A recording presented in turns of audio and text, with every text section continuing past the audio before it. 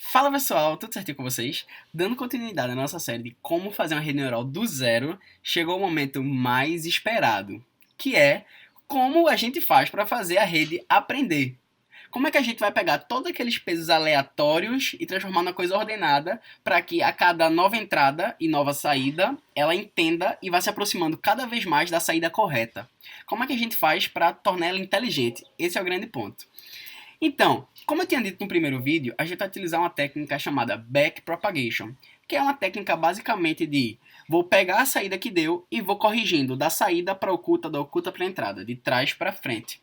O feed forward tem o sentido da entrada para oculta, da oculta para a saída. O backpropagation tem o sentido da saída para oculta, da oculta para a entrada. Por quê? Da saída eu vou transmitir correções para a camada oculta, como você pode ver aí, delta W1, delta W2, que é basicamente o quanto eu tenho que corrigir um peso para chegar mais próximo da resposta correta. Passei da saída para a oculta, transmiti essas correções. Agora a oculta vai transmitir outras correções para a entrada. Por quê? O valor da oculta, ele depende do valor da entrada. E o valor da saída depende do valor da oculta. Então, não pode ser corrigido só os da oculta para a saída, mas também o da entrada para a oculta. E como é que a gente faz para fazer essa correção de maneira correta para que os pesos fiquem cada vez mais próximos da nossa saída esperada? A gente vai dividir essa técnica de como a gente vai fazer ela e como a gente vai estudar ela em 5 partes. Por ser uma técnica nem tão simples assim, eu vou fundamentar algumas coisas para que fique tudo bem fechadinho e bem entendido. Então a primeira é transmitindo calculando os erros. Como é que a gente faz para transmitir e calcular os erros da saída para a oculta e também da oculta para a entrada, porque a gente tem que ter em mente sempre que o valor da saída depende do valor da oculta e da oculta depende da entrada. Então a gente não pode só corrigir um lado ou não só o outro, tem que corrigir todos, um dependendo do outro. Então como é que a gente faz para calcular esses erros?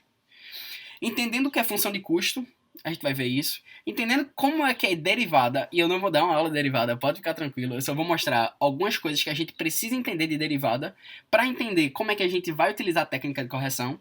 Entendendo o que é gradient descent, que é basicamente a técnica por dentro e calculando os delta Ws, calculando essas famosas correções dos pesos.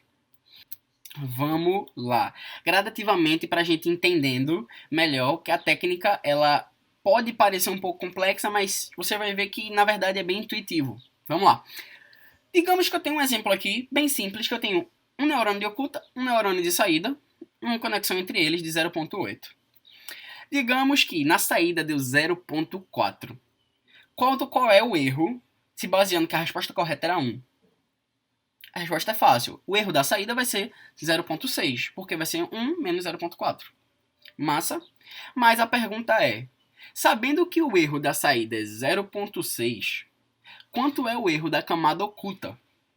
Porque o erro da saída, ele é a multiplicação da 0.5 com o peso 0.8. Então é a multiplicação da conexão com a oculta, que dá a saída. Então é tipo, se nossa saída errou 0.6, o quanto nossa oculta errou para ter esse erro de 0.6? Qual é o valor do nosso erro da camada oculta?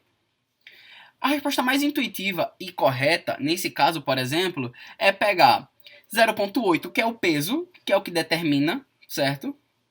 Porque a gente não pode modificar o valor da oculta, porque o valor da oculta já é a multiplicação da entrada com as conexões da entrada para a oculta, lembra disso? Então 0.5 é um valor de entrada, a gente não pode mudar ele. O que a gente pode mudar para mudar o 0.5 é as conexões entre a entrada e a oculta. Massa, mas a gente vai ver isso depois. Como eu falei, porque um depende do outro. Então vê, se a gente sabe que a oculta a gente não pode mudar porque ela é uma entrada 0.5, a oculta vezes 0.8 deu 0.4, o que é que a gente vai mudar? 0.8, que é a nossa conexão, que é o nosso peso, que é o que determina os valores. Massa. Então, como é que a gente calcula o erro da camada oculta, sabendo que a única coisa que a gente pode mudar é o peso 0.8? O peso. Então, a gente pega, basicamente, se a gente sabe que o erro foi 0.6, então a gente vai tirar 60% desse erro 0.8. Por que 60? 0.6 é 60%. Então, a gente sabe que o erro foi 0.6 e só tem um peso. Se só tem um peso, esse peso vai ser multiplicado pelo erro, que vai dar o erro da camada oculta. Então, o erro é 0,6 vezes 0,8. Então, se o erro da saída é 0,6, o erro da camada oculta é 0,48, porque é 60% de 0,8, já que o erro foi de 60%. Tá entendendo? Então, é calcular o quanto o nosso peso tem de valor nesse erro, baseado no erro da saída. E assim a gente consegue achar o erro da oculta. Ficou claro? Vamos lá. Complicar, e aqui é basicamente a maneira literal de representar. R1, que é a resposta 1, menos saída 1, vai ser igual ao erro da saída 1, ES1. Erro oculta é igual a ES1 vezes WO11 igual a EO1. EO1 é erro oculta 1. Só para a gente ficar alinhado aqui como a gente vai utilizar as notações. Vamos lá para um exemplo agora um pouquinho mais complexo, mas que você vai ver que ainda é bem intuitivo. Vê, se aqui só tem um peso, e esse peso ele é responsável pela saída, então a gente vai multiplicar o erro que deu vezes o peso, certo? Porque ele é 100% responsável pelo valor da saída. Mas nesse caso aqui, por exemplo, a gente tem 2 neurônios na oculta e 1 neurônio na saída. E agora? E agora é que a gente analisa. Porque se um neurônio da oculta, certo, ele tem um peso de 0,1 e o outro neurônio tem um peso de 0,4, que dá um valor, que é o valor da saída, a pergunta é: o quanto esse valor de 0,1 está alterando na equação? Qual é a porcentagem dele? E quanto o valor 0,4 está alterando nessa equação? Porque, relembrando, a saída é 0,1 vezes 0,5 mais 0,3 vezes 0,4. Então a pergunta é: o quanto essa parcela 0,1 vezes 0,5 está fazendo de peso nessa equação inteira, que é 0,5 mais 0,4 vezes 0,3, que dá 0,17. Se a gente sabe que a resposta correta, digamos, nesse nosso exemplo aqui é 1, e a saída deu 0,17, qual é o erro? 0,83. A gente sabe disso. Calcular o erro da saída é tranquilo. Agora quanto é o erro da oculta, quanto é o erro desse peso 0,1, quanto é o erro desse neurônio 0,5 e o neurônio 0,4, 0,3, sabendo que o erro da saída é 0,83. Pensa comigo, se a gente sabe que esse 0,1 é 20% do peso total, 20% do quanto é modificada a nossa saída, então a gente só vai colocar 20% do nosso peso. Se a gente sabe que 0,4 vezes 0,3 é 80% da nossa equação, a gente só coloca 80% da saída. Como aqui a gente colocou 100%, porque só tem um peso, aqui agora a gente vai dividir isso, entendeu? Aqui agora a gente vai dizer, não, você só altera 20% da nossa equação e você altera 80%. Então você vai pegar 80% da correção, 80% do erro, e você vai pegar 20% do erro, relativo a o quanto cada um está influenciando nessa saída. Então, novamente, a maneira literal da gente representar isso é: erro da saída 1 é R1 menos S1. Isso, ok. Agora, o erro da oculta 1 é WO11 dividido por WO1 mais WO12. Isso é só uma maneira matemática de dizer como é que a gente vai saber quantos por cento do nosso erro ele está alterando na nossa saída. Que vai ser o seu valor dividido pelo valor total. WO11 dividido por WO1 mais WO12 vezes o ES1 vezes o erro da saída. Idem para baixo. WO2. WO12 dividido por WO1 mais WO2 vezes ES1, que é o erro da saída. Então, essa formulazinha, na verdade, é bem simples. É o quanto nosso peso ele está alterando na equação. É 10%? É 20%? A gente calcula isso e multiplica pelo erro. Fechou? Para um exemplo um pouquinho mais complexo, mas que é só um passo à frente do que a gente tinha acabado de ver. Agora, digamos que a gente tem 2 neurônios de oculta e 2 neurônios de saída. Como é que a gente vai distribuir os erros das saídas para esses neurônios da oculta? Vamos lá. A gente sabe que, vamos focar no primeiro neurônio da saída. A gente sabe que o primeiro neurônio da saída é 212, 0,212. A resposta correta é 1. Logo, o erro é 0,788. Beleza. Mas aí a pergunta é, como é que a gente vai distribuir esse erro? A gente já sabe, porque no slide 2 a gente viu isso, que vai ser, digamos que essa saída aí ela tem 0,1 e 0,9, que é como é que você calcula essa saída. Revisando mais uma vez, calcular a saída do primeiro neurônio vai ser 0,1 vezes 0,32 mais 0,9 vezes 0,2. Quanto essa parcela 0,1 vezes 0,32 está alterando nessa equação inteira? 10%, porque vai ser 0,1 dividido por 0,1 mais 0,9. Isso a gente viu. Então a gente sabe que é 10% do erro dessa saída para o 0,1 e 90% para o peso 0,9. Beleza? Vamos guardar essa informação. Vamos guardar especificamente esse 0,1. A gente sabe que 0,1 vai ser corrigido em 10% do erro dessa saída, que é 0,88. Isso a gente sabe, que a gente viu no slide passado. Segura agora. Esse neurônio que tem esse peso 0,1 não tem só o peso 0,1. Ele tem um peso 0,6. E a pergunta é, quanto é que eu devo alterar, quanto é que eu devo transmitir de erro para esse peso 0,6? Vamos focar no 0,6. A gente sabe que é a mesma coisa. Qual é o neurônio de saída que ele está conectado? 0,232. Qual é o erro desse neurônio? Menos 0,232. Então a pergunta é, quanto é que eu vou transmitir desse erro 0,232 para esse 0,6? Da mesma maneira que a gente fez até agora. Vai ser 0,6 dividido por 0,6 mais 0,2. Porque esse neurônio de saída ele é 0,6 vezes 0,32 mais 0,2 vezes 0,2. Que vai dar esse valor da saída. Então a gente sabe que é a porcentagem que esse 0,6 está fazendo na equação final dessa saída. E pega o erro dessa saída e transmite para esse 0,6 proporcionalmente.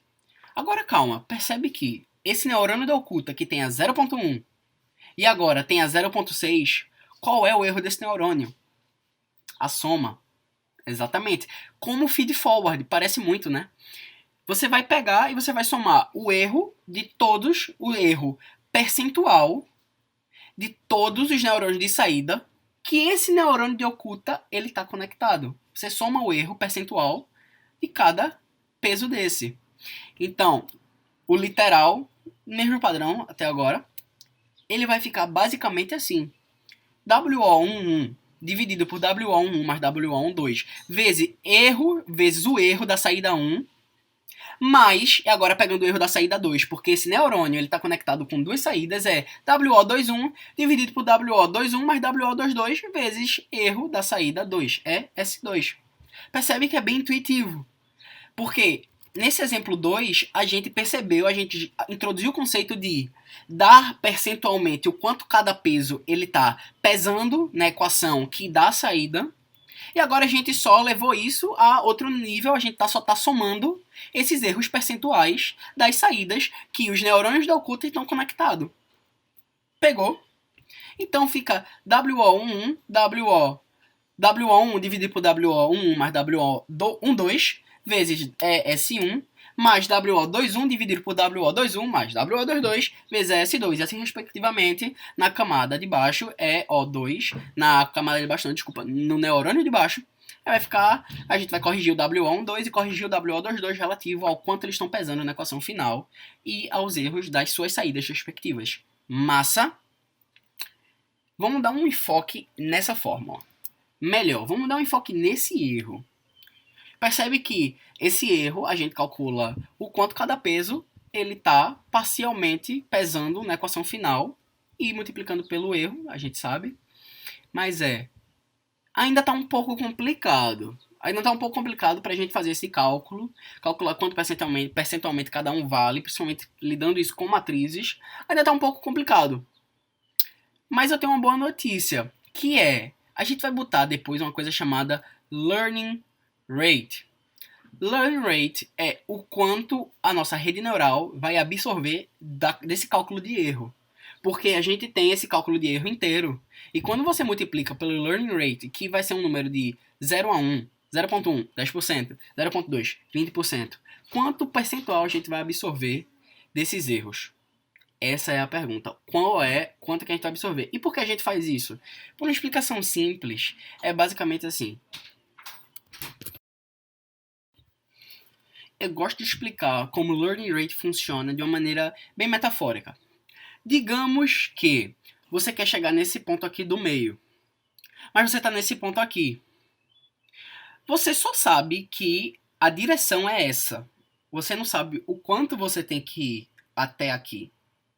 Então, a pergunta é: o quanto eu vou dar de passos? Eu vou dar um passo muito grande, eu vou dar um passo pequenininho e vou verificar se eu ainda estou certo para chegar aqui. Porque se eu der um passo muito grande, digamos, eu vou e passei. E agora eu vou ter que voltar. Aí eu vou dar outro passo muito grande. E aí, eita, um momento eu vou chegar, eu vou me aproximando, mas isso custa tempo. Qual é a melhor maneira de eu lidar com esses passos que eu tenho que dar?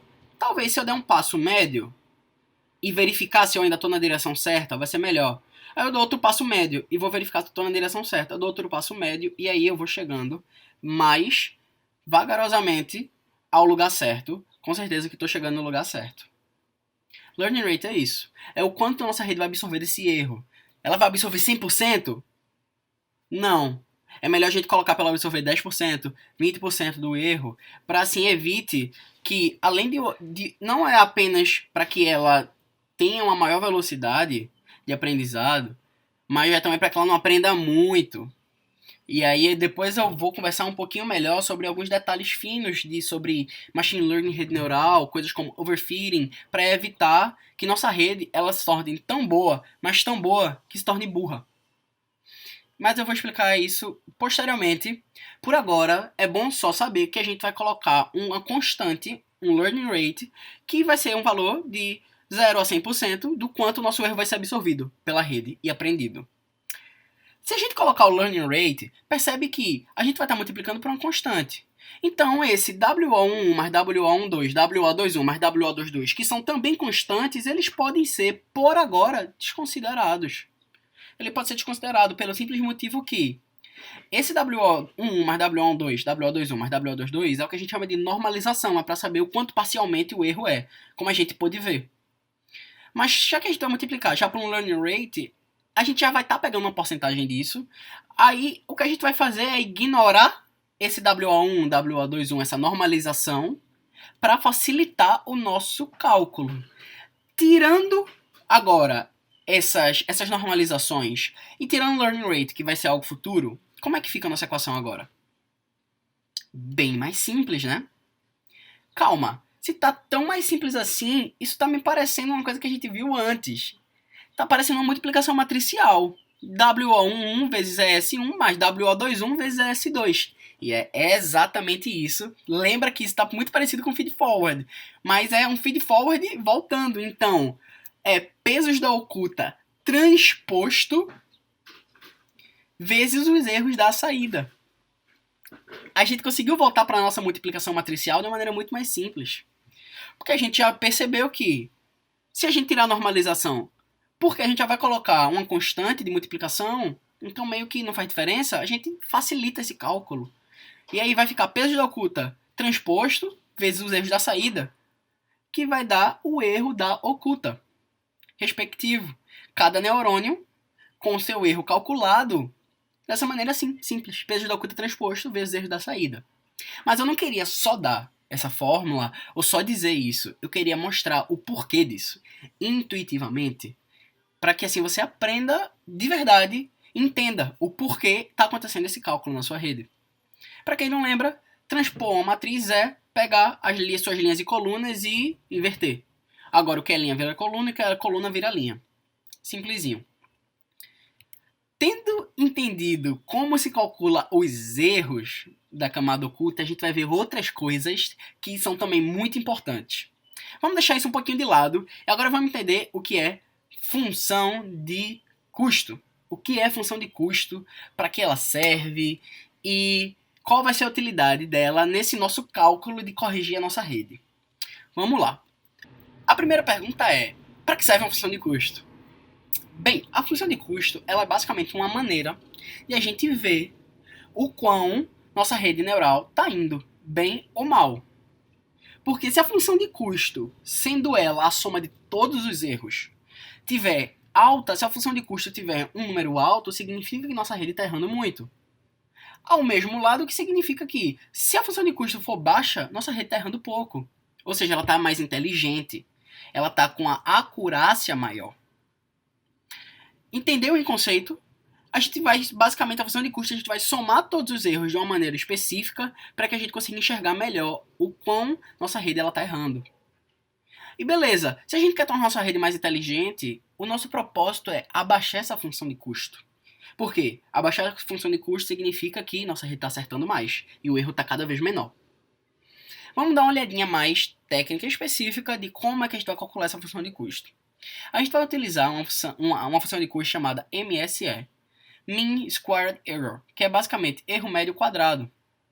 Simplesmente eu vou pegar a resposta correta menos a saída, que era o que a gente estava fazendo, mas ao invés de somar isso dessa maneira, eu vou somar todos ao quadrado. Então eu vou pegar a resposta correta menos a saída ao quadrado. E esse vai ser o valor individual de cada erro de cada neurônio de saída. Ao invés de resposta correta menos saída, para a nossa função de custo vai ser resposta correta menos saída ao quadrado. O porquê ao quadrado tem algumas questões técnicas, mas sendo rápido e objetivo é para hipersensibilizar os nossos erros. A gente está tratando de valores muito, muito pequenos. A gente está tratando de pesos que vão de 0 a 1. Então, vou mostrar aqui no exemplo que uma rede neural que está errando muito tem uma função de custo 2.6. 2.6 é um valor muito baixo. E se não fosse ao quadrado, ia ser mais baixo ainda. Então a gente é hipersensibilizar as mudanças dos pesos, para que a gente consiga enxergar com mais precisão e mudar com mais precisão os nossos pesos, que são valores decimais muito pequenos. Beleza? Tendo isso alinhado, vamos lá. Vamos lá aqui mostrar exemplo uma função de custo ruim. Digamos que a gente tenha 5 saídas, e as respostas respectivas dessa saída seja 1, 0, 0, 0, 0. Mas as saídas da nossa rede está 0.5, 0.8, 0.7, 0.6, 0.9. A gente calcula o erro médio quadrado, 1 menos 0.5, 0.25. 0 menos 0.8 ao quadrado, 0 menos 0.7 ao quadrado, 0 menos 0.6 ao quadrado e assim por diante. A gente calcula todos esses valores ao quadrado e soma eles. Olha aí quanto está a nossa função de custo nesse nosso exemplo. 2.55. É um valor baixo, né? Mas nossa rede neural está louca, ela está muito burra, ela está dizendo que vários valores, ela está com vários valores altos, identificando vários valores como resposta correta, quando na verdade só tem um. E agora eu vou mostrar uma rede neural inteligente, como ela funcionaria.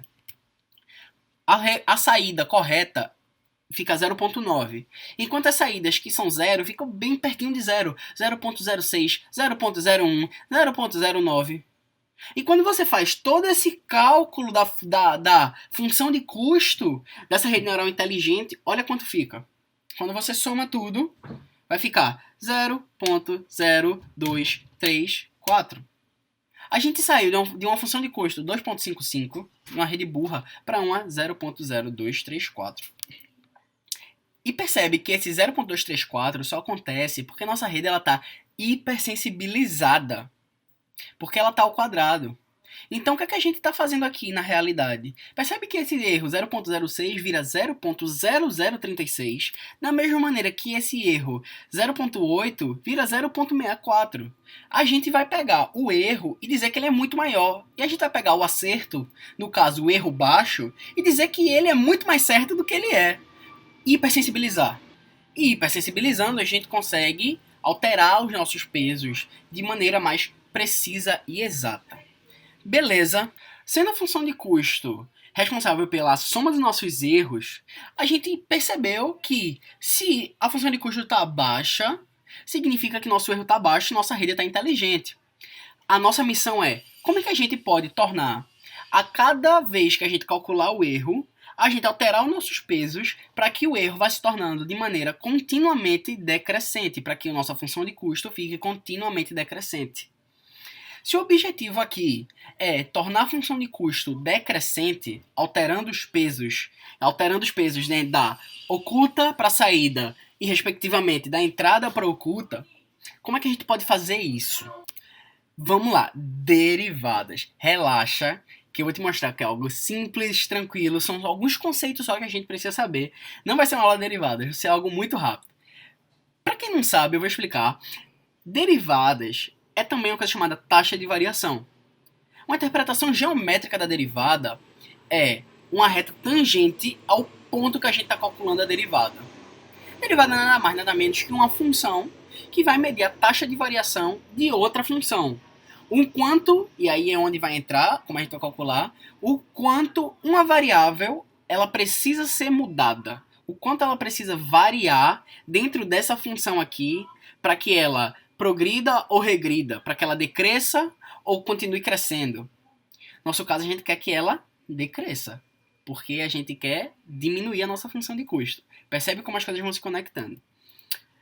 Derivada, taxa de variação. Uma coisa muito interessante. Velocidade na física, a gente aprende ΔS por ΔT.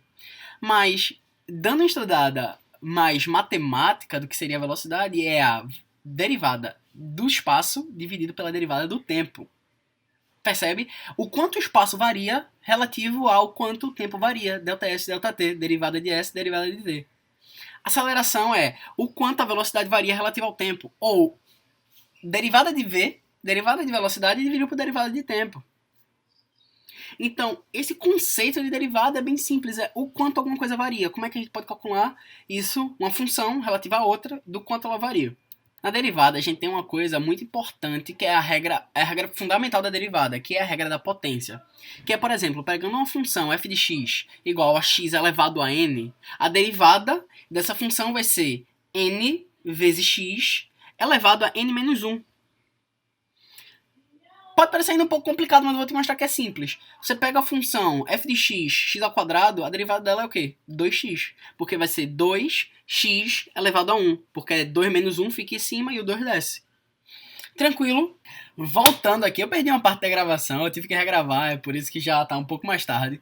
Mas voltando aqui ao que a gente estava falando, regra da cadeia. O que é a regra da cadeia? A regra da cadeia é basicamente, eu tenho uma função que está em função de outra. E eu quero derivar isso tudo. Como é que eu faço? Parece um pouco complicado, mas é muito simples. Vê. Exemplo, y é igual a g de f de x. E eu quero derivar essas duas funções. No caso, eu quero derivar essa função que tem outra dentro. Como é que eu faço? Eu derivo o que está dentro e multiplico pela derivada do que está fora. Então, na prática, fica tipo assim, y é igual a, digamos, 2x ao quadrado mais 5x ao quadrado, isso tudo ao quadrado, ou seja, esse tudo ao quadrado, esse parêntese inteiro ao quadrado é uma função, e 2x ao quadrado mais 5x é outra função. Eu peço a derivada disso. O que é que eu tenho? 2 vezes 2x ao quadrado mais 5x, de acordo com a regra da potência, desce o 2, 2 menos 1, 1, não precisa nem botar, 2 vezes 2x ao quadrado mais 5x, vezes 4x mais 5, porque é a derivada do que está dentro, que é 2x ao quadrado, mais 5x.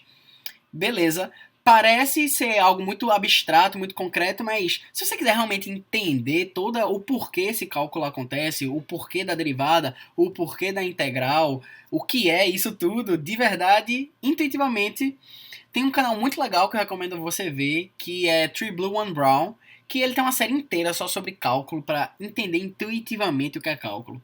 Seguindo aqui com o nosso conteúdo, derivada parcial. Derivada parcial é uma coisa que também é muito simples e você vai ver sem bicho de sete cabeças. Derivada parcial é basicamente o que eu pedi para tu derivar, tu deriva e o resto tu considera como constante. Aí tu me pergunta, qual é a derivada de uma constante? É zero.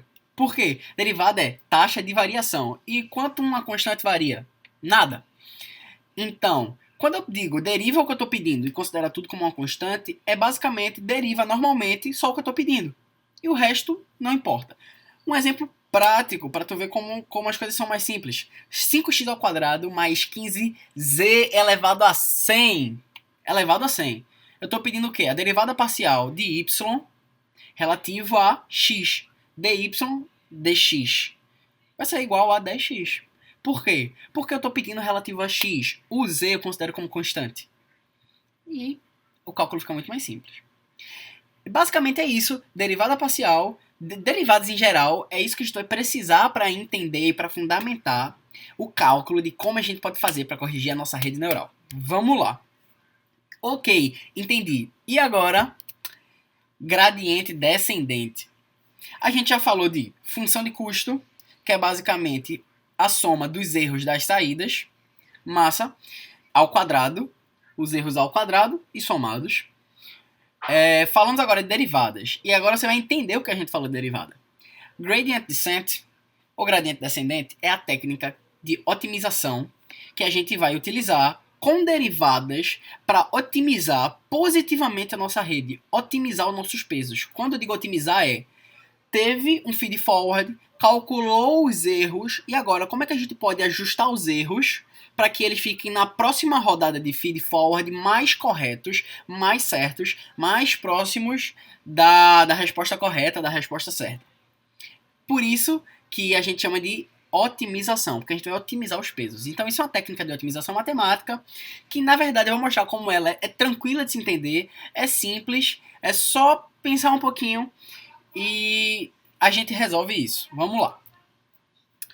Um exemplo que eu vou usar para tudo que a gente for falar de gradient descent a partir de agora vai ser esse exemplo de uma função de primeiro grau, uma reta, se ajustando a pontos dentro de um mapa. Então você vai botar os pontos, a reta vai começar deitada, e eu quero que à medida que eu for calculando o gradient descent, essa reta vá se endireitando entre os pontos.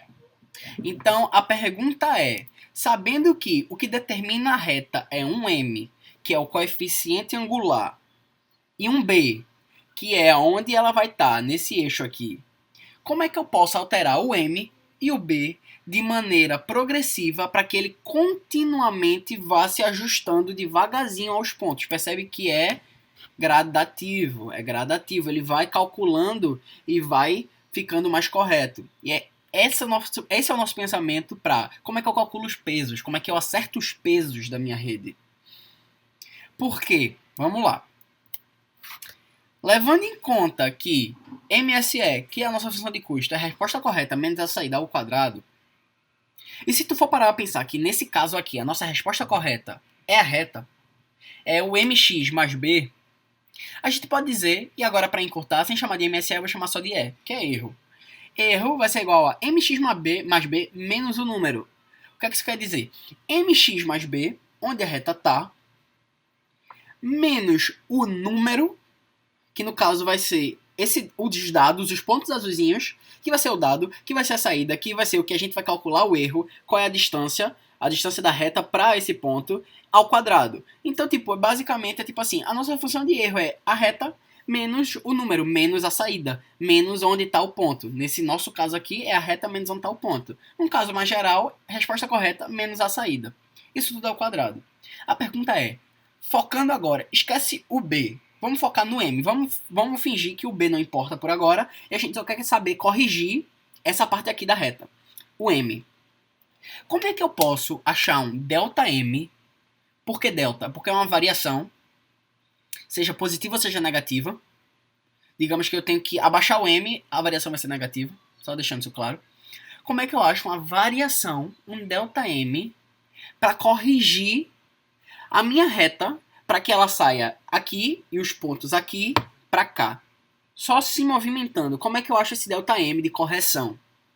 E agora a gente vai utilizar as derivadas e a técnica de gradient descent. Vamos lá. Achando o ΔM.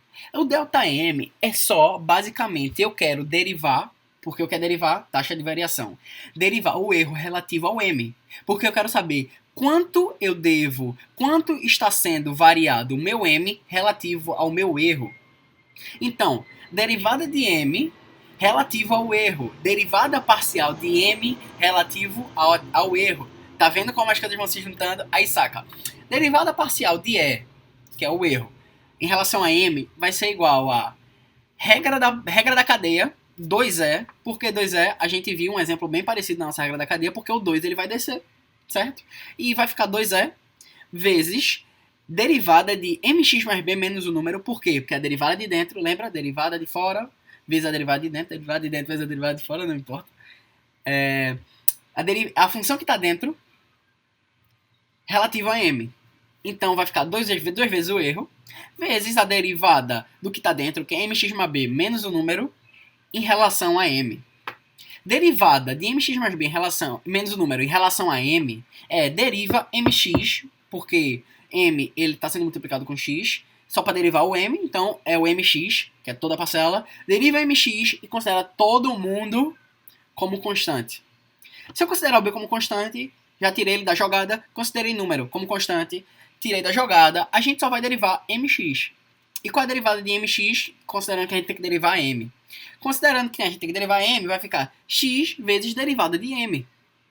Porque o resto da constante a gente ignora. Então a gente percebe que, na verdade, o nosso ΔM, o nosso derivada de m relativa ao erro, ΔM, é só 2 vezes e vezes x vezes derivada de m. Olha como as coisas vão se juntando. Mas só que, lembra do learning rate? A gente vai colocar ele também aqui. A gente vai dizer o quanto vai ser absorvido desse erro, o quanto vai ser absorvido desse ΔM, o quanto a nossa rede ela vai absorver dessa taxa de variação. Lembra disso? Então, se a gente vai colocar o learning rate, o 2, que nem no slide passado, lá atrás, o 2 ele não importa, porque a gente está multiplicando já por uma constante. Então, basicamente, não importa se tem o 2, simplesmente quando a gente bota o learning rate, isso fica invalidado. Então, como é que fica a nossa fórmula no final? De verdade, nosso ΔM vai ficar basicamente E vezes X vezes derivada de M. E o nosso ΔB, porque a gente também tem a variação da reta relativa a esse eixo aqui. Nosso ΔB ele vai ser basicamente erro. Nosso ΔM é erro vezes X vezes derivada de M, nosso ΔB é erro. Se você fizer esse mesmo processo, derivar o erro relativo a B, você vai ver que vai dar erro. É só fazer esse mesmo processo para achar o ΔM, sendo que agora para achar o ΔB.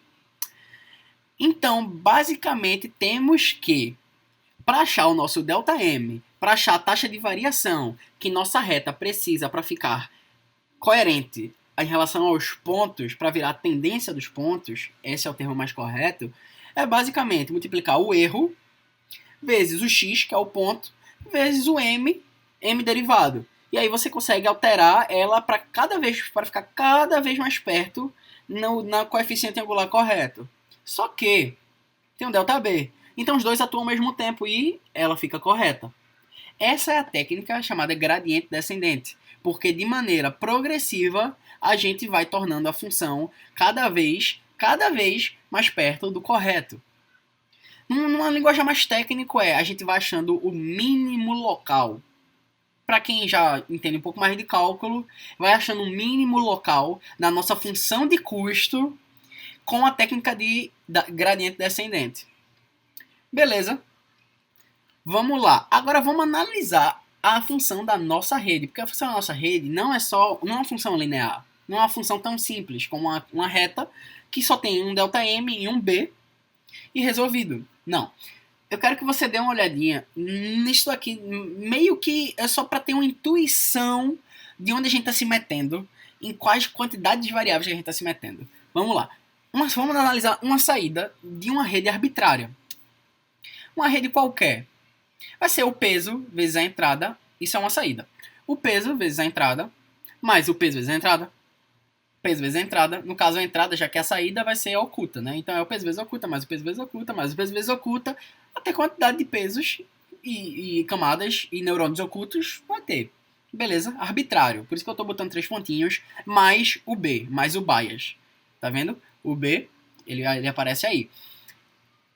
Aí, vamos analisar o que é oculta. Lembra do feed forward? É uma camada passa informação para outra que passa para outra. Então, a oculta também é uma função enorme. E essa função aí é a sigmoide. Essa f, para quem não lembra, é a sigmoide, que é a função de ativação. É W11 vezes I1. W12 vezes 2. E assim, progressivamente, peso vezes entrada, peso vezes entrada, peso vezes entrada. E essa realmente é a entrada da rede. Levando em conta que a nossa é a rede que a gente está fazendo, a rede de 3 camadas, entrada, oculta e saída. Mas o B, O2 é a mesma coisa e assim vai para ON, arbitrariamente. Quando você agora vai substituir os O's pelas funções, veja como é que fica a nossa rede. Fica algo monstruoso, fica peso vezes uma função enorme, mais peso vezes outra função enorme, e assim progressivamente até a quantidade de neurônios ocultos essa rede neural tem. Então, a pergunta é, como é que se para cada peso a gente necessita de um delta W, agora W, porque vai ser a taxa de variação que vai ter que variar o nosso peso. Se para cada peso a gente precisa de um delta W diferente, como é que a gente vai calcular tantos deltas W diferentes? Esse é o grande ponto que agora a gente fecha tudo. Meu Deus, como ajustar tantos Ws? Algoritmo backpropagation. É aí onde entra o algoritmo fechando e meu Deus, chegamos ao final. É aí onde tomar uma água aqui, né? É aí onde o bagulho junta e fica tudo conexo. Vamos lá. Tu vai ver que para ajustar os pesos da tua rede, tu entendendo isso tudo, tu vai ver como fica bem mais simples e intuitivo. A gente vai fazer o gradient descent dentro da nossa rede, dentro da nossa função. Então, para deixar lembrado, vou deixar ali do lado esquerdo, ΔM igual a E vezes X vezes learning rate, ΔB E vezes learning rate. Cadê a derivada de M, José? Eu tirei a derivada de M porque a derivada que a gente vai utilizar aqui no backpropagation, dentro da nossa rede neural, é um pouquinho diferente e eu vou explicar. Vamos lá, eu quero calcular o ΔW de OS, da camada oculta para a camada da saída. Esses pesos aí que você está vendo do lado esquerdo dessa rede. Eu quero calcular o ΔW desses pesos. Como é que eu faço? Bem, é a mesma coisa. A gente entendeu o gradiente descent, a gente entendeu a derivada, a gente entendeu função de custo. Quando a gente entendeu a função de custo, dando a revisada, a gente entendeu que a gente tem que decrescer essa função de custo. Para decrescer essa função de custo, a gente tem que entender a derivada. Entendendo a derivada, a gente utiliza as derivadas na técnica de otimização matemática, que é o gradient descent, para abaixar a nossa função de custo. E a gente vai investigar que nossa função de custo, a resposta que ela dá, a saída, é aquela função enorme. Então, como é que a gente faz para ajustar? E entra agora aqui, que são esses cálculos que é basicamente reproduzir o que a gente fez lá para nossa rede, que vai ser o erro da nossa rede. PS, o que está de azul aí é eu assinalando que é uma matriz, e o que está de roxo, que é o learning rate, é um número. Então, a gente vai ter que criar dois tipos de operação, na verdade, não, dois tipos de operação. Vai ser a operação de matriz por matriz, a gente já tem, matriz com outro tipo de produto matricial que eu vou apresentar aqui, e matriz multiplicado por um número. Mas isso é tranquilo. Vamos lá. Erro vezes, isso aí se chama produto Hadamard. Produto Hadamard é um produto matricial, que é um produto muito mais simples do que o produto matricial normal, porque ele é aquele bem intuitivo, que é tipo assim, nós temos uma rede com a mesma dimensão, 1, 2, 3, 4. O Hadamard deles é 1 vezes 3, 2 vezes 4. Muito simples. É só o símbolo que pode ser um pouquinho diferente, mas é uma coisa simples. Então, erro vezes a derivada da saída. Lembra que eu falei que a derivada é um pouquinho diferente? A derivada da saída, qual é a saída? É uma função sigmoide. Então a gente tem que achar a derivada da sigmoide. Meu Deus, José, como é que deriva uma sigmoide? É muito, muito, muito simples. Muito mais simples do que criar sigmoide. E eu vou mostrar isso na hora de codar. Pode ficar tranquilo. Erro é uma matriz vezes não, Hadamard com a derivada da saída. A gente tem uma matriz agora, certo? Vezes o learning rate, que a gente ainda continua com a matriz, vezes a oculta, que é o nosso x. Se você parar para pensar, é a nossa entrada. É o nosso x transposto. Transposto. É por isso que eu falei que é adaptar o gradient descent para a nossa situação matricial. Vai transpor uma, o outro vai ser um Hadamard, não vai ser exatamente tudo uma multiplicação escalar, mas em conceito é a mesma coisa, porque sou eu otimizando a função de custo relativa ao erro, que é a função de custo, relativa ao erro e relativo às suas próprias derivadas. Então é erro, Hadamard com a derivada da saída vezes o learning rate vezes a transposta da oculta, que é a nossa entrada, que é o nosso x. Então, basicamente, no final, a gente vai ficar, o nosso ΔW vai ser uma matriz, que vai ser uma multiplicação entre uma matriz coluna, que é o nosso erro Hadamard, derivada da saída, uma matriz coluna vezes uma matriz linha. Quando você multiplica uma matriz coluna vezes uma matriz linha, essa matriz ela fica muito maior, ela fica muito mais populosa. E essa matriz ela vai ter exatamente a dimensão e vai corresponder aos deltas W dos pesos da oculta com a saída. os pesos entre a oculta e a saída. Vai ter outra matriz agora, que vai ser a matriz ΔW, que vai ter exatamente a mesma dimensão, que é quando você terminar essa operação, vai ter uma matriz de exata mesma dimensão. É só você parar para pensar um pouquinho. Qual vai ser a dimensão do erro com a derivada e a dimensão da oculta com a transposta. E quando você fizer a multiplicação, ela vai dar exatamente a dimensão dos teus pesos. E tu vai somar esse ΔW aos teus pesos, porque é a taxa de variação, é o que tem que ser modificado. Beleza, José, entendi. Entendeu? Massa. Tu entendeu que tu tem os ΔW, que tu vai somar aos teus Ws, que vai corresponder à correção que tu vai fazer dos pesos da tua camada oculta com a tua camada de saída. Fechou. Agora, como é que eu corrijo da entrada para oculta? Porque se eu corrigir só um, como a gente falou lá atrás, não vai adiantar de nada, porque uma passa informação para outra, então uma depende da outra. Falando agora da entrada para oculta, como é que a gente faz para calcular os ΔWs, dois pesos da camada de entrada com a camada de oculta? É exatamente a mesma coisa, só que mudando que ao invés do erro, vai ser o erro das ocultas que a gente viu lá atrás, como calcula, Hadamard com a derivada da oculta, a gente fez com a derivada da saída, agora a gente fez com a derivada da oculta, que vai ser a nossa saída.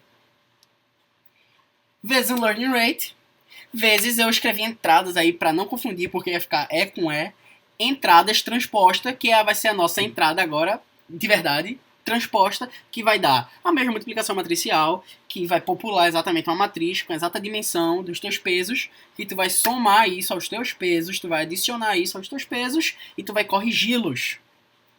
Acabamos! Então, basicamente, é tudo isso.